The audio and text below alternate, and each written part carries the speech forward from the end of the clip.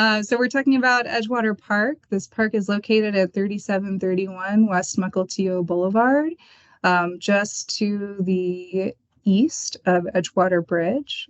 It's within the Boulevard Bluffs neighborhood and Council District number 3. So our purpose of the meeting today is to keep you in the loop about the renovation of the park and impacts to the park from construction.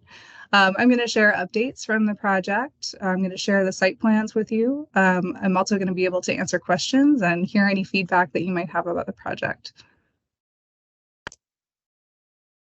Why are we renovating this park?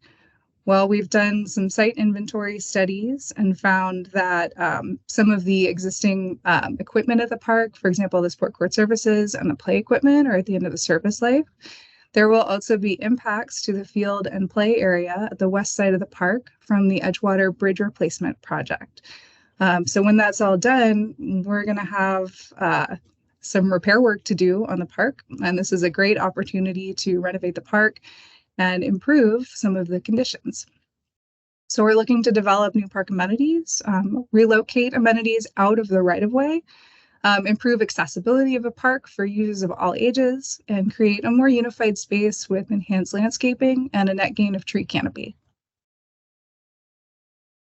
So right now at the park, we're working with a design consultant. We're between 60 and 90%.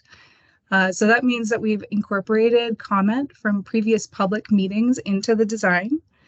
We've cited all of the program elements and established the layout.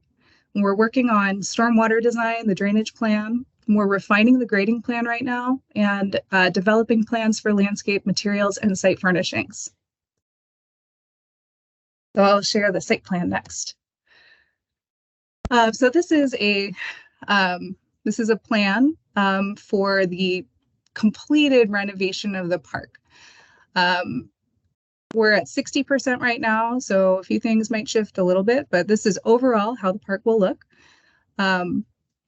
We've got a sport court here. This is a multi-use court featuring 2 half-court basketball hoops, or 2 basketball half courts, I guess is the right way to say that.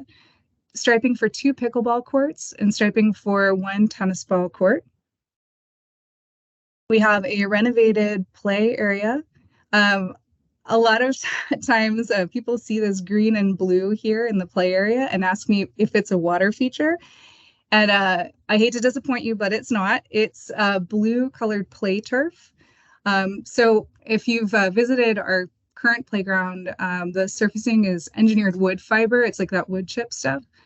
So we'll be building the new playground with a fall attenuating surface with a foam infill and then like turf, playground turf over the top. So it'll be really similar to the playground turf that you've seen at Emma Ewell if you visited there.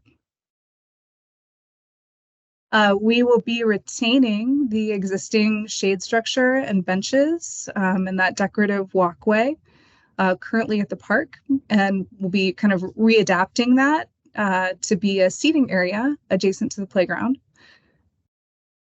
We restoring the lawn and then creating a walking path around the perimeter of the park. We'll also be adding an ADA parking space along Shore Avenue on the north side for better access to the sport courts for people with disabilities. And this area here is an additional like informal basketball surface. One thing that we noticed sort of looking at, you know, the existing facilities in the park and what we're planning going forward is that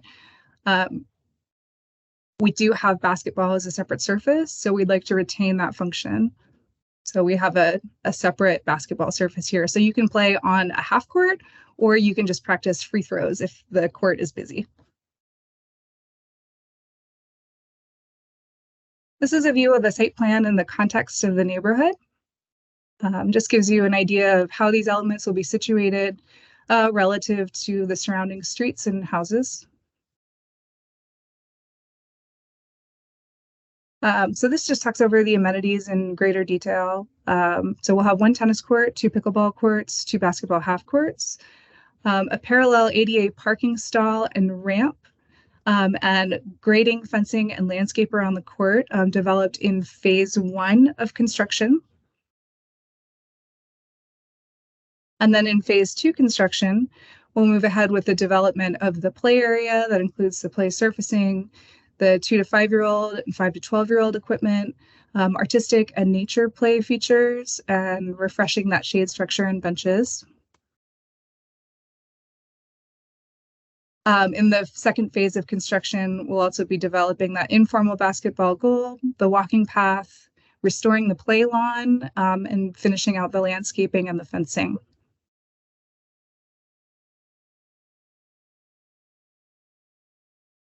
So in our last public meeting, which was in the fall of 2021, we presented different kinds of images of play areas with different character, and heard feedback from the community that was generally in favor of kind of nature-inspired play. So this means like features that are more open-ended rather than like a traditional post and platform playground equipment, something that can be interpreted for dramatic play or social play. It also means the use of natural materials. So we've tried to incorporate that into the play area as best we can. We have this is an inspiration image from our design consultant of a tree fort with some log steppers. So if you want to look back in the plan, that would be this area here.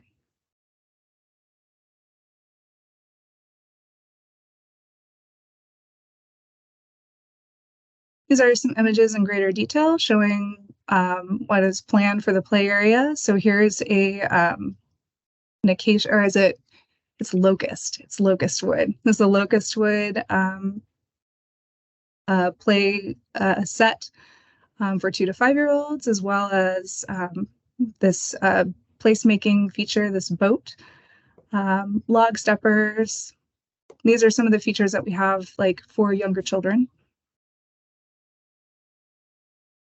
And these are some of the features that we'll be developing for older children, for 5 to 12-year-olds. So swing sets, a hill feature slide, which is really cool, shotcrete rock tunnel feature, and shotcrete features that are sort of like they're meant to invoke the idea of boulders kind of around the edge of the park that kids can like run and play and jump on, as well as spinners and more sort of log stepper features at the south end.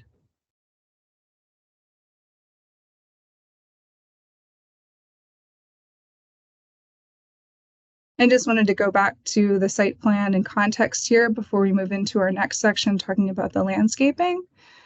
I do want to mention that we are alongside Mukilteo Boulevard, which is fairly busy. So a lot of our intention in the landscaping is to provide some shading and screening from the roadway for the park and the play area. The park will be really similar in landscape character to a park down the road, which is Harbor View, if you guys have visited there. Some of the similarities are, this pathway going around the park or around the edge of the park, roadside screening elements, natural growth, prairie mix in some areas where the mowing is less frequent, and then also a traditional lawn for play. We're hoping to retain a like drought tolerant coastal Northwest character. Our focus for landscape is really into enhancing the tree canopy and choosing the right trees for the right place, using native and adaptive species to frame views and provide shading and screening. We're also planning to use drought adapted and native shrubs with evergreen foliage so that we have good screening from the roadway and landscaped areas. It'll be there year round. And now I'll get into project phasing. So in the last couple of slides, we mentioned phase 1 and phase 2 of the project. We are working around construction schedule for 2 public works projects as we think about this one. So the first public works project that we have to consider is the Edgewater Bridge replacement. Construction on that, I'm not going to speak too much about public works projects, but Just to give you a little overview of how our phasing is impacted by them. The bridge project construction will start next summer. Right now is a tentative start date. We hope to begin our phase 1 construction, which will be demo and replacement of the sport court next summer as well. So we're hoping to wrap by fall of 2024 and have a new and usable sport court open. During that time period, other areas of park, for example, like the west side of the park, basically everything west of the existing shade structure right now will be closed for construction of the Edgewater Bridge.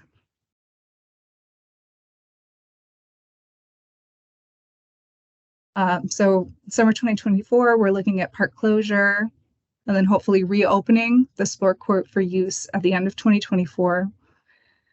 Once that's done and once the bridge wraps, we'll be able to start construction on phase 2, which is the restoration of the lawn, the renovation of the play area, construction of the walking trail and the landscape. And our target for opening those amenities will be the summer of 2026.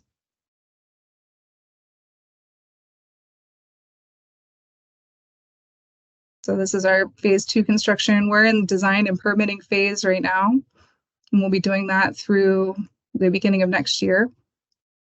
Phase 2 will go to bid in fall of 2024, and we'd be looking at construction in 2026 once the bridge project is complete. But again, that construction schedule is going to be contingent on the completion of the Edgewater Bridge replacement.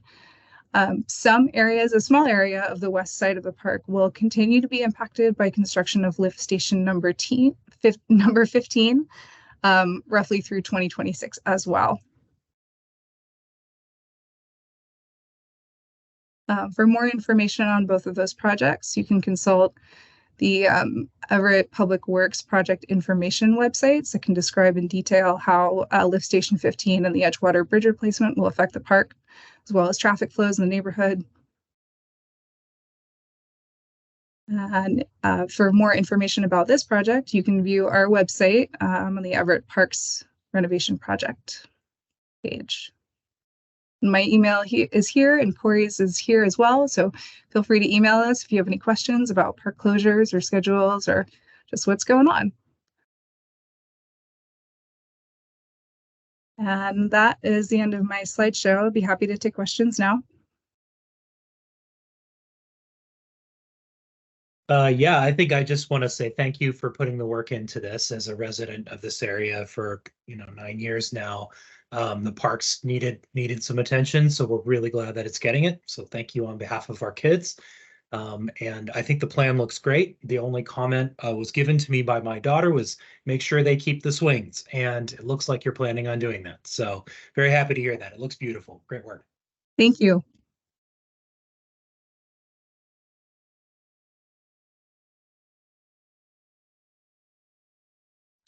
Hi, I live on shore. My name's Danica. I live on shore and I just live a few homes down from the park. And I had a question regarding kind of how it's going to affect our in and out of the neighborhood. And will the street be closed off? That I know the bridge is going to be happening. Supposedly, it's been delayed for a couple of years, but I just wonder what our road is going to be like during all of this. That's a great question. I wish I could share a traffic control plan with you, but I don't have one yet. We're not far enough in the design process, but Yeah. I'll skip back a few slides and I'll show you the site plan. So there is a little bit of impact to Shore Avenue because does this give you enough? Can you see on this one here? Yeah. Yeah. So yeah, we have the pull in here. So this is we'll have a little bit of asphalt replacement to do outside the boundary of the park right there. But you can do that without like having to close the street or, having to have a severe impact to traffic flow. I can definitely follow up with you once we have traffic control plans.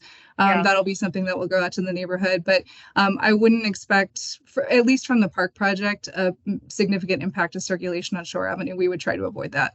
Yeah. Okay. And then my other question was sometimes we have, I can't tell in this picture, maybe there's still, we have that parking area on that corner down there, that end of the park right now, and it's kind of, gets there's only a few spots, right? Um, is that is that still in this image? Are there still parking spots, or is this kind of, are we focusing more on like the people who live in the area and can walk to it and use it that way? Well, if the question is about overall parking at the park, Yeah, yeah, because this is classified as a neighborhood park in the pros plan, yeah. we're really really focusing on people within a half mile, or residents within a half mile who could walk to the park or use Okay, non-vehicle means to get there. However, that parking area will be resurfaced and restriped by both of those public works projects that we mentioned before. The first lift of asphalt will be done by the Edgewater Bridge, and then the lift station, because they'll be working in this area too. When they're finished right. up, they'll be doing the second lift of asphalt and restriping, and then also rebuilding a curb ramp. So we'll have actually a better parking layout. We're not going to be adding significantly to it, but the stripes will be a little bit, um, they're just going to be reorganized. So I think we'll have Yeah, a few more bays. And then we'll also have ADA parking there as well. gotcha. Yeah, I'm fine with no parking, obviously, because I live there. That corner gets a little bit tight, you know. Yeah. When cars are parked there and you're coming in and out of the neighborhood right there, the turn is significantly tight there. Like if two cars are coming at the same time, it's pretty there's not a lot of room. Like when you're But coming out, like yeah, headed yeah. back When towards, you're okay. coming out or in. So I mean, limiting the parking to me is a great idea, or not having a lot of parking is a great idea, because it's well, and also you'll get cars that just park there for um like sleep in their car extended periods of times, kind of stuff. But yeah, I just wondered. I couldn't tell in the image if the parking was being removed or if it was still there or what was going on. So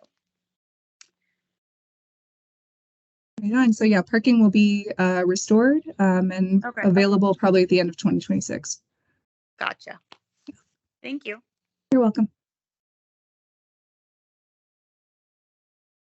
Hi, my name is Evelyn Bozak. I live across the park, across the street on Mukilteo Boulevard, and actually Lamar, closer on the Mukilteo end. But we frequent this park almost daily during nice summer days with my children. And getting to the park and crossing the street across the boulevard is a constant challenge with the speed of cars and no crosswalk. Is there going to be anything from the city of Everett in terms of crosswalks or traffic control on the boulevard? Not as a part of this project, but I share your concern about connectivity across that boulevard. Corey, do you have any suggestions on how Evelyn can reach out to the city?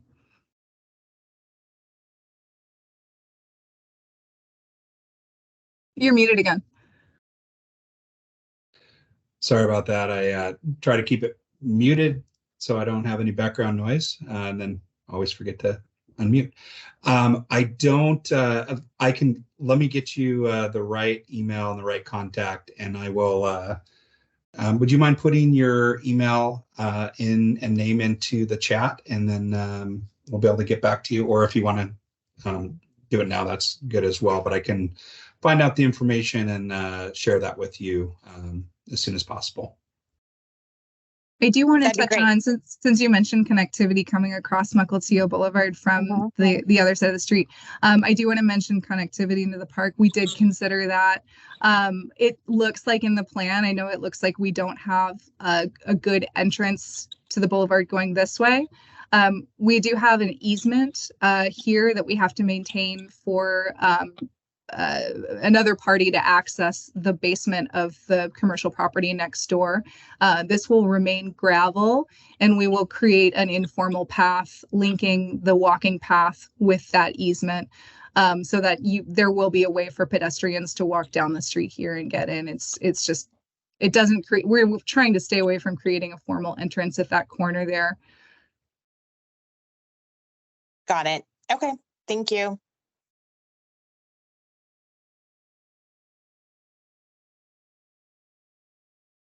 On the that end of the park there, are you planning to put like parking bollards so people don't end up parking in that gravel and giving the owner there the ability to remove those when necessary? Because I could certainly see people ended up parking in that particular location if it's wide enough. And I do believe the easement's wide enough to park a couple of vehicles side by side. That's a good question. We found that so the existing state of it is like it's sort of stabilized lawn. So it's like lawn that's had gravel kind of dumped on it over time. We haven't had an issue really with parking down here that I know of. I think, and I may not be the best person to answer this question right now, but I would have to check the conditions of the easement. We may not be allowed to put a bollard in there. It might take another agreement. So I don't know if I can answer your question about bollards at this time, but we could certainly follow up with you.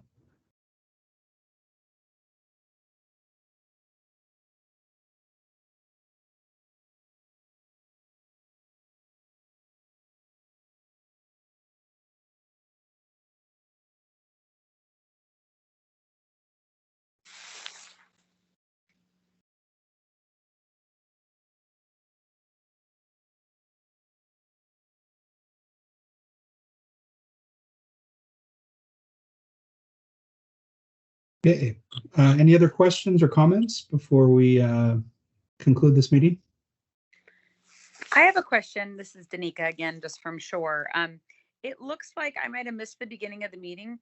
It looks like there's the blue color. Is that some sort of water in the middle of the park? Yes. No, it's not water in the middle of the park. Oh. It's the question that we always get about the blue. It is Okay. so this is a tennis court, obviously, or a sport court. Right. This area right here that is blue is actually play turf. Okay. So we wanted to evoke like a maritime theme. I'll slide back here to some of those slides. There's like a play, like thematic play Gotcha. equipment that will have like a boat. So it's like blue play turf with green play turf. Okay. If you've been to Edgewater Park, it's the same material. Yeah. Okay. I gotcha. I couldn't tell. Thank you.